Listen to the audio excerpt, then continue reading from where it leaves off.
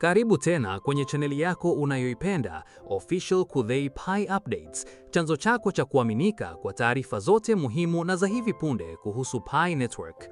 Leo tunakuletea presentation rasmi iliyowasilishwa na Dr. Chengdiao Fan katika mkutano mkubwa wa Consensus 2026.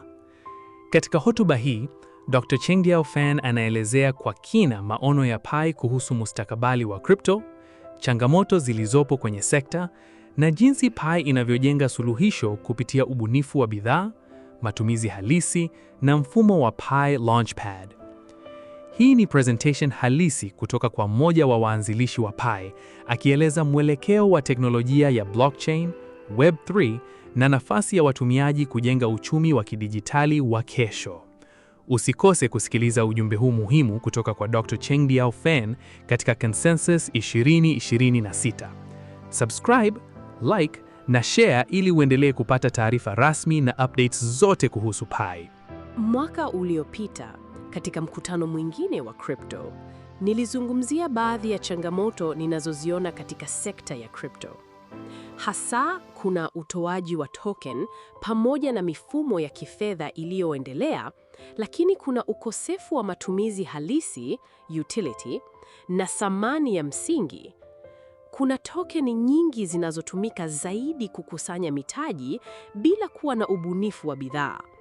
Watu wanapata mitaji kwa urahisi sana na haraka bila kufanya kazi ngumu ya kujenga bidhaa kamili. Pia kuna utoaji mkubwa wa thamani, value extraction, bila uundaji wa thamani unaolingana, value creation, katika sekta ya crypto. Lakini nyuma ya dalili hizi zote, ninachoona ni kutokulingana kati ya zana za crypto na ubunifu wa bidhaa.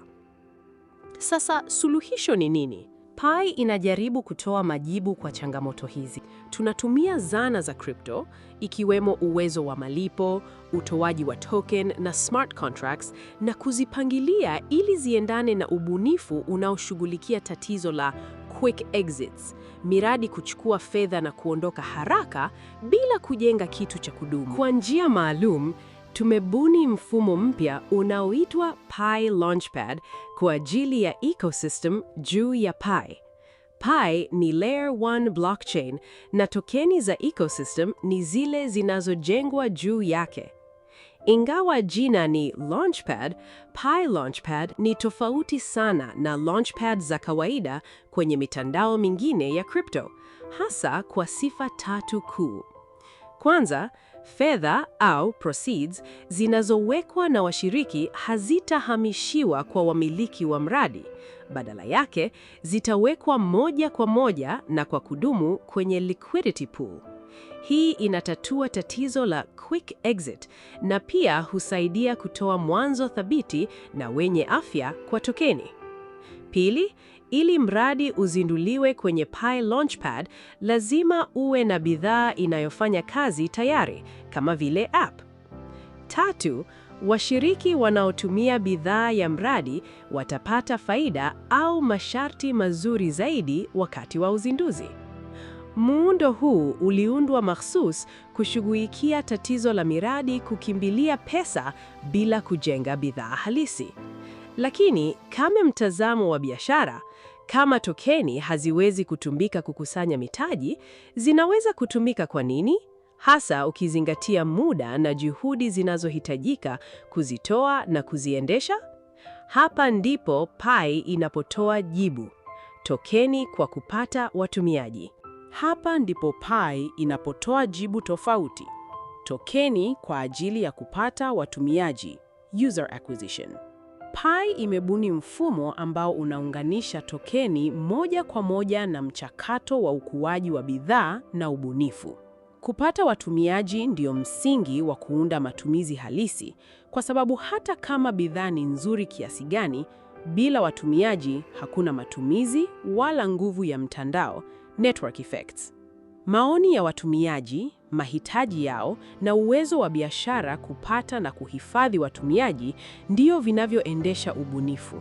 Ingawa kuna aina nyingi za tokeni, Pi inalenga zaidi tokeni zinazosaidia kupata watumiaji ili kujenga bidhaa halisi. Hii inategemea rasilimali na miundombinu ya Pi kwa lengo la kujenga utility na ubunifu wa bidhaa. Inafanyaje kazi? Katika Pi Launchpad, miradi hutoa tokeni na kuziunganisha ndani ya bidhaa zao. Watumiaji wanaweza kupata tokeni kupitia Launchpad na baadaye kupitia DEX na AMM. Pi kama sarafu na platform hutumika kuratibu mchakato mzima. Sababu Pi inaweza kufanya hivi ni kwa sababu ya ukubwa wake na nafasi yake ya kipekee. Pi si tu Layer 1 blockchain, bali pia ni mtandao wa kijamii wenye zaidi ya watumiaji milioni 60 wanaotumia simu. Kati yao, milioni 18 wamefanyiwa KYC na milioni 16.5 tayari wako kwenye mainnet wakiwa na wallet. Kwa wabunifu wa bidhaa, watumiaji wa ubora na wenye kufikiwa duniani ni rasilimali muhimu sana. Watumiaji wa Pi ni wa crypto, lakini pia ni wa kawaida, mainstream, jambo linalosaidia sana kupata maoni na matumizi halisi ya bidhaa. Kwa nini token zilizobuniwa kwa mfumo huu zinaweza kusaidia ubunifu wa bidhaa? Kupata watumiaji huwa ni gharama kubwa sana, hasa kwa startups za mwanzo.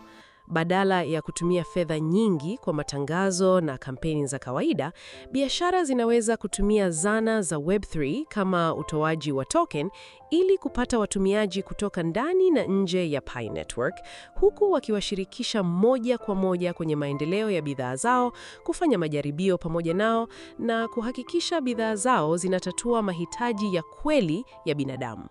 Pili, tofauti na mtaji uliokusanywa unaokaa tu kwenye wallet ya mradi, watumiaji ni binadamu wenye maamuzi yao wenyewe. Hivyo, wanawafanya wajenzi wa miradi kuwajibika kwa kuendelea kutoa huduma zenye manufaa na ushirikiano endelevu.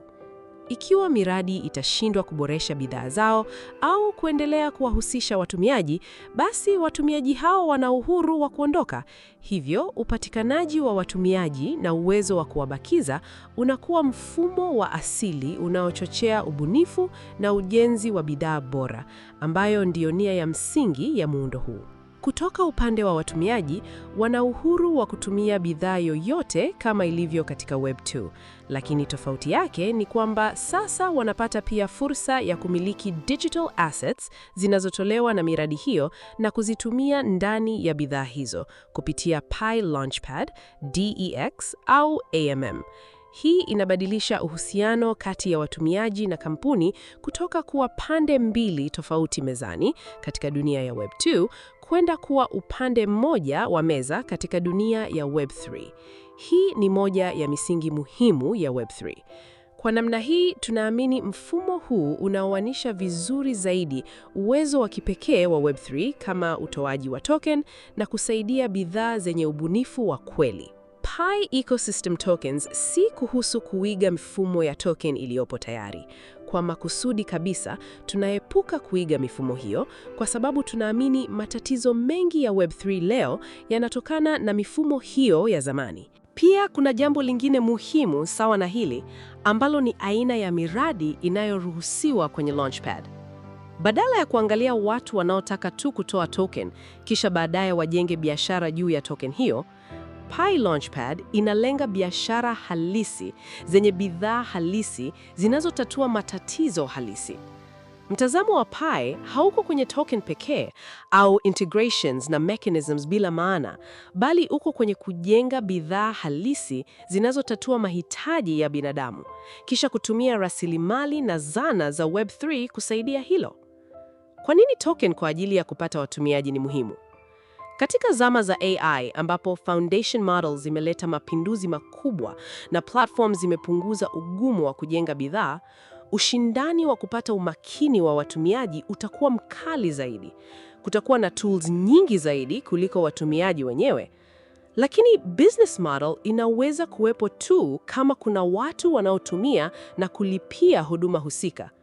Kwa hiyo, pamoja na maendeleo ya AI yanayowezesha watu kujenga bidhaa kwa haraka na kwa akili zaidi, kutakuwa pia na ushindani wa kupata distribution, data zinazosaidia kuboresha AI pamoja na authentic human participation.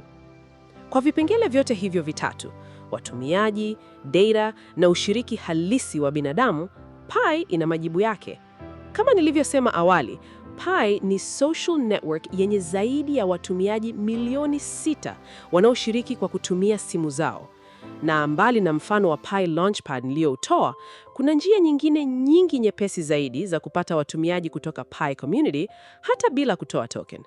Kwa mfano, unaweza kujenga Pi app na kuunganisha Pi payments, kisha kutumia mfumo wetu wa directory ambapo Pi inaweza kutumika kuongeza rank ya app yako ndani ya ecosystem ya Pi na hivyo kuwafanya watumiaji wengi zaidi kuiona app yako.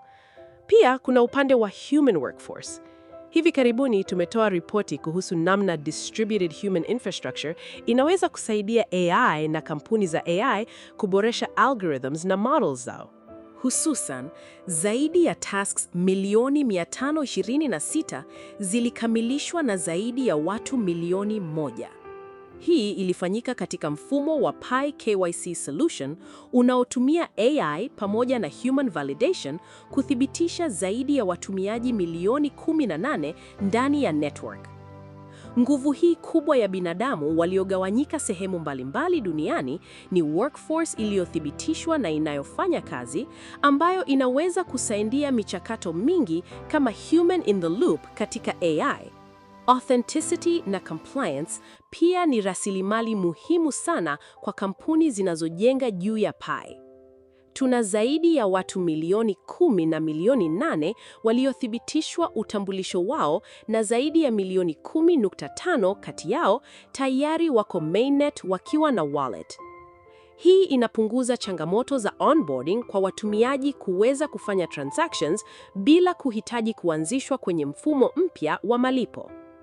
Vitu hivi vyote vimejengwa juu ya Pi Layer 1 blockchain yenye native payments, non-custodial wallets, pamoja na smart contracts zinazowezesha agent to agent, human to agent, pamoja na peer-to-peer programmable transactions.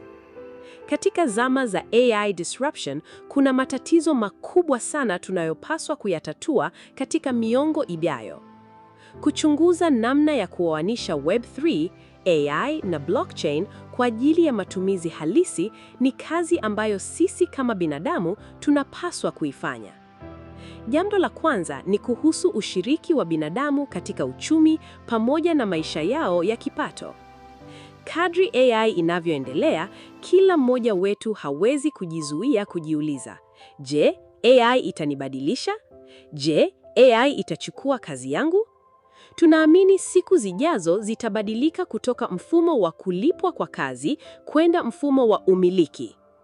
Umiliki wa si mtaji tu, bali pia biashara, intellectual property, creativity, data, mahusiano ya kibinadamu pamoja na financial assets.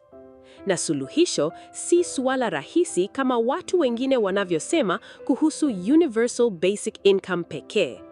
Si jambo rahisi namna ya kuisambaza au kuijenga kwa kiwango kikubwa.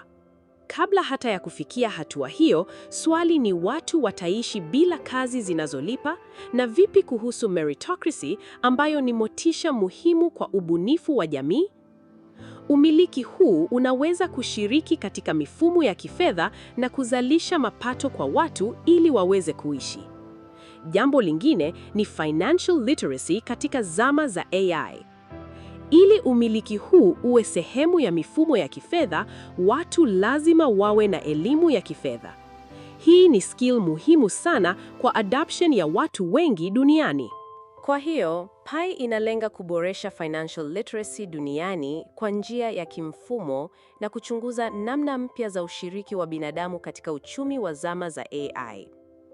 Changamoto nyingine zinazoikabili dunia ya biashara ni mifumo gani au rasilimali gani kampuni zinahitaji ili kuweza kuishi katika zama za AI ambapo foundation models zinaweza kwa usiku mmoja kufanya baadhi ya biashara au huduma zipoteze umuhimu wake. Ni nini kinaweza kusaidia biashara kuendelea kuishi? Je, ni watumiaji, data, network effects, authentic human participation, au ni assets za ziada kama token na NFT zinazoweza kuwapa resilience na kuwasaidia kipindi cha changamoto? Haya ndiyo matatizo makubwa tunayopaswa kuyachunguza. Kilicho wazi ni kwamba kila kunapotokea mapinduzi makubwa ya teknolojia, iwe ni umeme, internet au AI, si kwamba business models za zamani zinaendelea kufanya kazi kama kawaida huku huduma mpya zikiongezeka juu yake.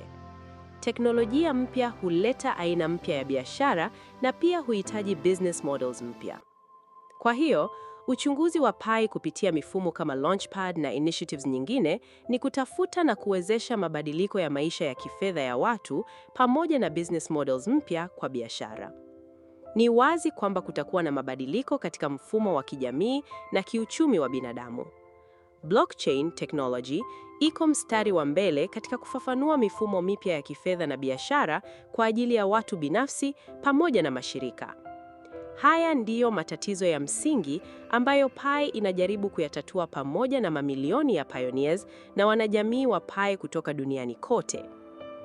Kwa kuunganisha umiliki wa vitu mbalimbali pamoja kuunda collective resources za Pi network na kuzifungua kwa biashara mbalimbali kutumia rasilimali hizo, huku nazo zikichangia kurudisha thamani ndani ya Pi ecosystem, Pi network kama Layer 1 blockchain pamoja na social network yake kubwa yenye watumiaji wanaoshiriki kikamilifu, utambulisho wa binadamu uliothibitishwa pamoja na distributed computing power, inaendelea kufanya ubunifu ili kuongoza katika kipindi hiki cha mabadiliko makubwa ya kijamii.